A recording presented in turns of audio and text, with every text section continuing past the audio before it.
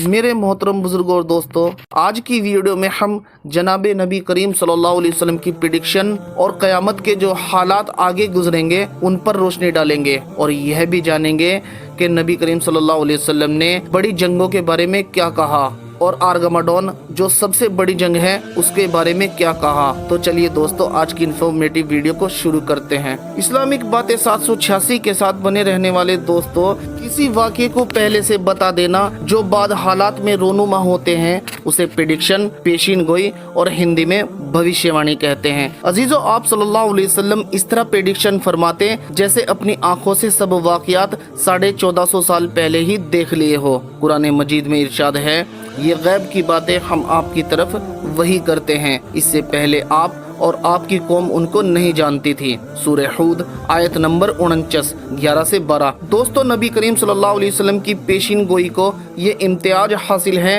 कि वो वाज़े ज़ाहिर है, बल्कि शक व तावील से बहुत दूर है और ऐसी अजीमुशान है कि जिनको देखकर सुनकर पूरा आलम हैरान है। नाज़रीन, आप सल्लल्लाहु अलैहि वसल्लम ने अपनी मुबारक जिंदगी में 5 बड़ी जंगों का जिक्र फरमाया। आपने कहा आदम अलैहिस्सलाम से लेकर क़यामत के आने तक 5 बड़ी जंगें हैं। 2 जंगें मुझसे पहले हो चुकी है और 3 बड़ी जंगें क़यामत के आने से पहले नमूदार होगी। आपने आगे आने वाली 3 बड़ी जंगों का तज़किरा करते हुए फरमाया कि इनमें पहली जो जंग है वह तुर्क लड़ेंगे और दूसरी जंग तुम्हारी अहले रोम से होगी और तीसरी जंग तुम्हारी दज्जाल और उसके इत्तेहादियों से होगी।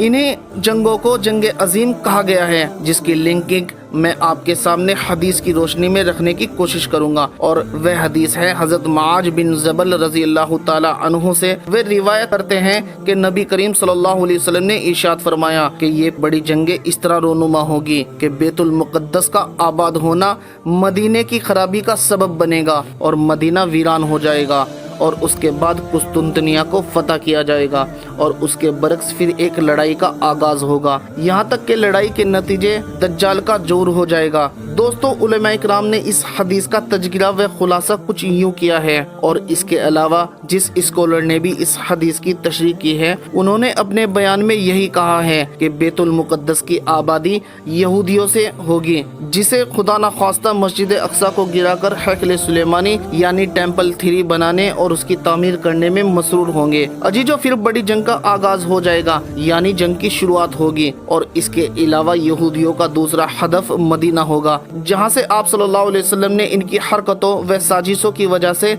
मदीना से बाहर निकाल कर देने का हुक्म दिया था। इन्हें अपनी पुरानी मक्कारी याद न रही, मगर जो याद रहा वो है मदीना। अजीजों, स्कॉलर इसी पर रोशनी डालते हुए कहते हैं कि ये मदीने को भी अपना हदफ बनाएंगे, यहाँ तक कि ये कुस्तुंतनिया को भी फतह कर लेंगे। यहाँ से मुसलमानों में जो चिंगारी होगी वह आग बन जाएगी और फिर इस लड़ाई का आगाज होगा, जिसे मलहमतुम कुबरा कहा गया है और ईसाइयों की किताबों में इस लड़ाई को आर्गमाडोन कहा गया है। जो तोपों मिसाइलों के अलावा इस लड़ाई में परमाणु गिराने का इशारा भी हो सकता है। इस लड़ाई का खुलासा बाइबल से एक ईसाई बहन यूट्यूबर ने कुछ यूं अपनी मुकद्दस किताब से किया है। आर्मेगेडन, ये शब्द ने ना जाने कितने किताब, सिनेमा और कमेंट्री को जन्म दिया है। आर्मेगेडन एक ऐसा शब्द जिससे दर्द, तकलीफ, विनाश, तबाही सब एक साथ जुड़ी हो। तो क्या है आखिर इसकी सच्ची कहानी? बाइबल के न्यू टेस्टामेंट और चैप्टर 16 की माने तो आर्मेगेडन दुनिया में बुराइयों के अंत का आखिरी जंग होगा। आर्मेगेडन वो वक्त होगा जब दुनिया की शैतानी ताकत सारे एक साथ मिलकर ऊपर वाले के खिलाफ खड़े। अजीजों, ईसाई बहन इस लड़ाई आर्गमाडोन को बयान कर रही है कि ये लड़ाई कहाँ पर होगी और किस तरह ये शैतान यहूदी फलस्तीनियों के खिलाफ होकर अपना बोलबाला करेंगे। एक बार सारी ताकत जेरूसलम के खिलाफ हो जाएंगे। अगर आर्मेगेडन शब्द के अर्थ को समझने की कोशिश करें तो यह शब्द पहाड़ और मैगेडो शहर से मिलकर बना है और अगर देखें तो मैगेडो जेरूसलम से करीब 60 एयर माइल्स दूर फलस्तीन के शहर मैगेडो की बात कर रहा है। यह वही रास्ते हैं जो इजिप्ट और सीरिया को जोड़ते हैं और अगर देखें तो मैगेडो वही महत्वपूर्ण स्थान है जहां कभी दुनिया का सबसे पहला जंग वर्ल्ड वार 1 हुआ था। अजीब सी इत्तेफाक है कि जहां से सब कुछ की शुरुआत हुई थी वहीं एक बार फिर बुराई और शैतान के अंत का स्थान बनेगा। आर्मेडागन वो जंग होगा जो जीसस क्राइस्ट का इस दुनिया में दूसरी बार आने का मकसद बनेगा। अजीजों, अब आप इस्लाम में ईसा अलैहिस्सलाम के आने का और बाइबल में यूसुफ मसीह की लड़ाई के वक्त में आने का और उनके पीछे कौन सी फौज होगी और वह कहां पर चढ़ाई कर रहे हैं, यानी मुसलमान ईसा अलैहिस्सलाम के साथ मिलकर इनके मसीहा दज्जाल का मुकाबला और दज्जाल के इत्तेहादी यहूदी से करेंगे। मुलाहिजा फरमाए। जीसस एक बार फिर आएंगे और फलस्तीन की जमीन पर अपनी सेना को तैयार करेंगे और यह सेना जेरूसलम की घेराबंदी करेंगे और एक बार फिर जेरूसलम की जमीन अनचाही शैतानी ताकतों से मुक्त हो जाएगी। आर्मेडागन के शुरू होने से पहले ये सारी चीजें एक बार फिर सच होंगी। दोस्तों, लड़ाई इंशाल्लाह मुसलमान ईसा अलैहिस्सलाम की क़यादत में जरूर जीतेंगे अगर हमें इंतजार है बस ईसा अलैहिस्सलाम का। अब ईसाई बहन की बातें आगे मुलाहिजा फरमाएं। और शैतान के मंदिर का भी निर्माण हो जाएगा। शैतान को पूजने और उसकी हिफाजत करने वाले इस दुनिया पर राज करेंगे और दुनिया भर की राजनीति में घुसकर अपने मुताबिक मौत और गुलामी की सजा देंगे। दुनिया भर की सारी शैतानी ताकत एक साथ मिलकर एकजुट हो जाएंगे। दोस्तों, अब हम अल्लाह के रसूल सल्लल्लाहु अलैहि वसल्लम की प्रेडिक्शन को सामने रखकर देखेंगे कि उन्होंने इस लड़ाई के बारे में क्या कहा, और वह हदीस कुछ यूं नकल है। हज़रत अब्दुल्ला बिन मसूद रज़ी अल्लाह ताला अन्हु से रिवायत है कि अल्लाह के रसूल सल्लल्लाहु अलैहि वसल्लम ने इरशाद फरमाया कि क़यामत उस वक्त तक कायम ना होगी जब तक मीरास तकसीम ना कर ली जाए और माले गनीमत पर खुशी ना की जाए और मेरे अहले बैत में से एक शख्स की हुकूमत कायम ना हो जाए। और उसके बाद फरमाया कि दुश्मन अहले शाम वालों के लिए जमा होंगे और अहले इस्लाम रूमियों के लिए इकट्ठा होंगे। फिर हक बातिल से टकराएगा, बस मुसलमान मौत की बाजी लगाने वाली फौज भेजेंगे और ये बुलंद आवाज से सदा दे रहे होंगे कि नहीं लुटेंगे चाहे कुछ हो जाए, और गलबे के साथ बस वो लड़ेंगे यहाँ तक कि रात उनके दरमियान हाइल हो जाएगी और दोनों फरीक बगैर फतेह गालिब हुए मारे जाएंगे। जो बचेंगे वापस पलटेंगे और फिर मुसलमान मौत की बाजी लगाने वाला दूसरा लश्कर भेजेंगे। वो ये कहते हुए आएंगे कि नहीं लुटेंगे, गालिब होंगे, और उनके बीच ताबड़तोड़ जंग होगी जब तक उनके दरमियान रात हाइल ना हो जाएगी। बस वह भी कुछ मारे जाएंगे और जो बचेंगे वापस पलटेंगे यहाँ तक कि मुसलमान तीसरे दिन मौत की बाजी लगाने वाला तीसरा लश्कर भेजेंगे। वह भी नारों के साथ आएंगे और खूब लड़ेंगे यहाँ तक कि उनके दरमियान शाम हो जाएगी और ये लश्कर भी फना हो जाएंगे। जो बचेंगे वापस पलटेंगे और फिर चौथे रोज सारे मुसलमान इनकी ओर चल पड़ेंगे तो अल्लाह रब्बुल इज़्ज़त इन काफिरों में भगदड़ डाल देगा। ये मुसलमान ऐसी फुर्ती से लड़ेंगे कि इन जैसा कोई ना देखा होगा। हर तरफ मुर्दा लाश ही लाश होगी कि एक परिंदा इनके ऊपर से उड़ेगा लेकिन उसे बैठने की जगह ना मिलने पर मर के नीचे गिर जाएगा। ये ऐसी जंग होगी जिसका नाम मलहमतुम कुबरा या मलहमतुम उज़्मा कहा गया है। अगर किसी दादा की औलाद को गिनोगे वह 100 थे तो उनमें से एक आदमी को जिंदा पाओगे।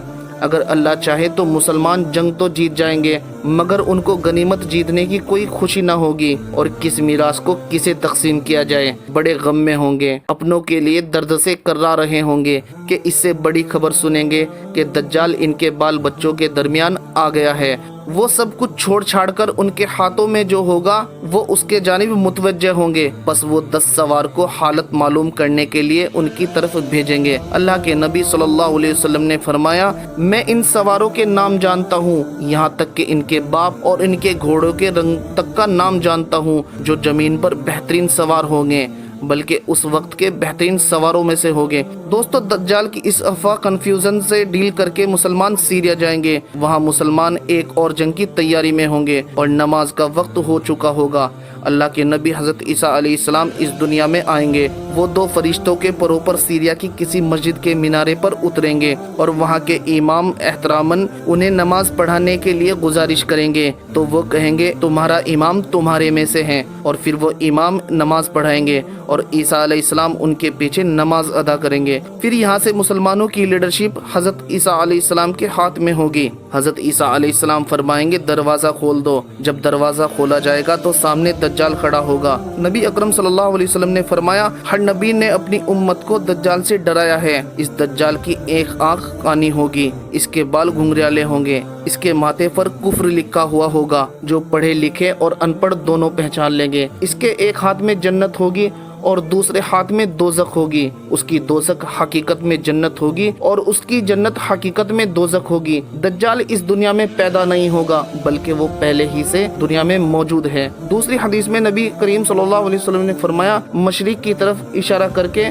دجال یہاں سے نکلے گا. اور ایک جگہ آیا ہے نجد سے شیطان کا سینگ برآمد ہوگا. اس کے ریلیٹڈ حدیث ہے جس میں نبی کریم صلی اللہ علیہ وسلم نے فرمایا دجال خراسان سے نکلے گا اور اس کے ساتھ جو لوگ ہوں گے ان کے چہرے چپٹی ڈھالوں کی طرح ہوں گے. میرے عزیزوں اسی خراسان سے نیک لوگ ظاہر ہوں گے جن کی فوج اللہ کے راستے میں جہاد کرے گی. الغرض دجال بھی یہیں سے خروج کرے گا. اسی دجال کے بارے میں آپ صلی اللہ علیہ وسلم نے آج سے 1450 سال پہلے ہی صحابہ کرام رضوان اللہ اجمعین کو وون یعنی آگاہ کر دیا تھا کیونکہ یہ اس دنیا کا سب سے بڑا فتنہ ہے. دوستو دجال انسان کو مار کر دوبارہ زندہ کرے گا اور وہ اندھے اپاہج لوگوں کو ٹھیک کر پائے گا اور وہ زمین کو بھی پھاڑ پائے گا اور موسم پر اس کا پورا کنٹرول ہوگا.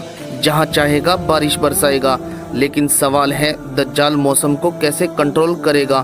دوستو 1990 میں یونائٹڈ عرب امارات نے ہیسمیتھ میتھولوجی کو شروع کیا جیسے آج ہم کلاؤڈ سیڈنگ کہتے ہیں. یہ ایک ایسی ٹیکنالوجی ہے جو سلور آئیڈوٹ ایئر کرافٹ یعنی طیارے سے بادلوں میں ریلیز کیا جاتا ہے جس سے بارش کروائی جاتی ہے.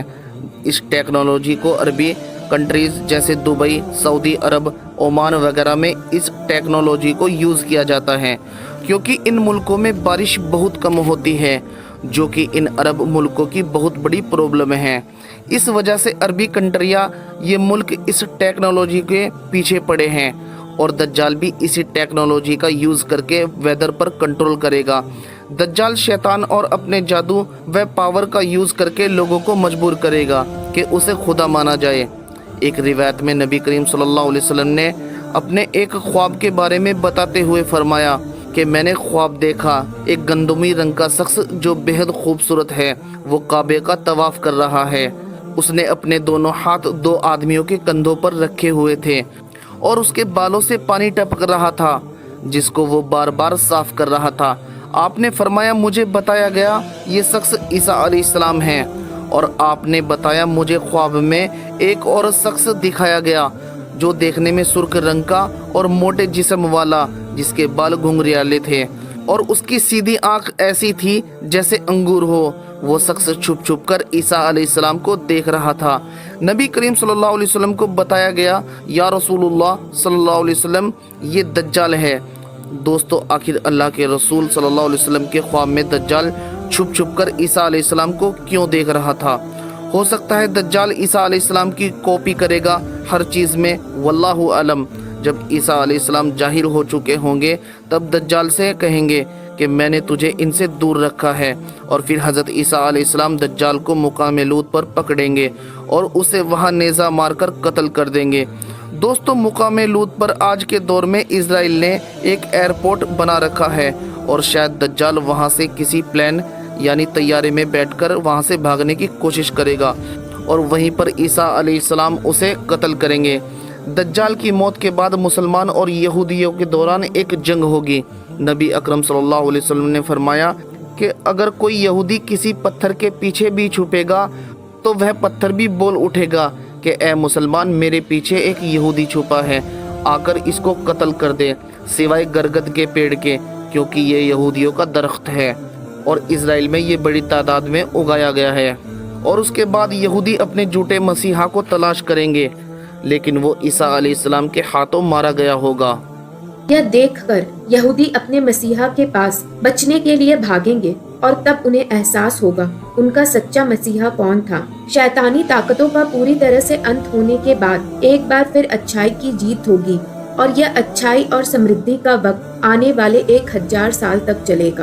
عزیزو اتنی تبدیل ہونے کے بعد بھی بائبل میں آج بھی کہیں نہ کہیں اصل بات لکھی ہوئی مل جاتی ہے اور ایمان تازہ ہو جاتا ہے نبی کریم صلی اللہ علیہ وسلم کی 1450 سال پہلے کی ہوئی پریڈکشن پر. اور پھر اس طرح پھر ایک ایک یہودی کو چھانٹ چھانٹ کر ہلاک کیا جائے گا اور دجال اور اس کی فوج کا خاتمہ ہوگا. ناظرین اسی امید کے ساتھ اجازت دیجیے کہ آپ کو ہماری ویڈیو پسند آ رہی ہوگی. ملتے ہیں اگلے واقعے میں جلد تاریخی، تحقیقی اور معمولاتی ویڈیو کے ساتھ. بس آپ سے درخواست ہے ویڈیو کو لائک کر دیا کریں اور نئے جڑنے والے ساتھی لائک کے ساتھ ساتھ سبسکرائب کر دیا کریں، کیونکہ پھر ہماری ویڈیو آپ ناظرین تک پہنچتی رہے گی۔ خدا حافظ۔